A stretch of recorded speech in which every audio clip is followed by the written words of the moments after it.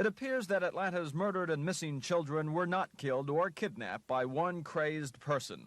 Ever since the city began its massive investigation months ago, it has maintained that theory and still does today. Based on all of that, using our own experience in the field of law enforcement, the experience and opinions of those who have consulted with us, including other law enforcement agencies, our consultants, etc., we can say with certainty that we do not have one person responsible for the cases involving the missing and murdered children in our city.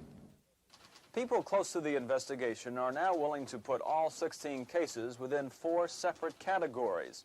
The first is, of course, the most bizarre. Possibly 6 of the murders can be related, possibly committed by the same person or persons for the same reason. Of course, they are all very similar. They were all black boys, about the same age, and they were all killed about the same way, either asphyxiation or strangulation. The deaths of Charles Stevens, found in a driveway October 10th, and Aaron Jackson, found November 2nd along a creek bed, are considered to be the most identical. The second category, and so far the most controversial theory, is that some of the children may have been murdered by their own family members. We've learned that at least 2 fathers have repeatedly failed lie detector tests, and to exhaust the theory, the FBI is now re-examining most of the parents. The third category, the most optimistic one, centers around the black males that are still missing. Out of the 5 now on the list, 1, maybe even more, could be runaways, afraid to reappear because of the publicity.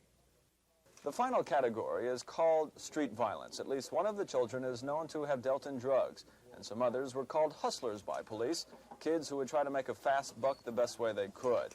It's those kids who investigators believe may have met up with something called street violence. Although more than $100,000 has been offered as reward money, so far it hasn't worked. In any of the categories, no one has given enough information to make an arrest. And the task force, getting worldwide publicity, is still stumped. It is sometimes criticized because officials have ordered it to keep quiet. If you had to do it over again, Commissioner, would you do the same things, the task force, the reward money? Well, in retrospect, we would certainly do it again. And the task force is a tool that we use. It's a tool that's not unique. We use it in law enforcement for a lot of purposes. The reward fund, certainly we believe that if money would do the job, then the $100,000 would be sufficient for doing it. It just hasn't happened.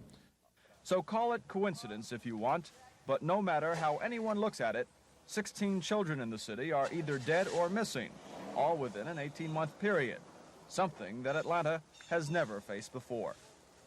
For Segment 2, I'm Ernie Bjorkman.